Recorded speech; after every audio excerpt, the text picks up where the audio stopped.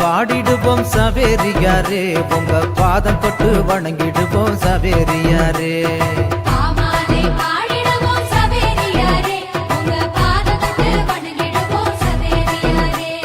கொண்டாடி மகிழ்ந்திடுவோம் சவேரியாரே, உமக்கு கோயில் கட்டி கும்பிடுவோம் சவேரியாரே.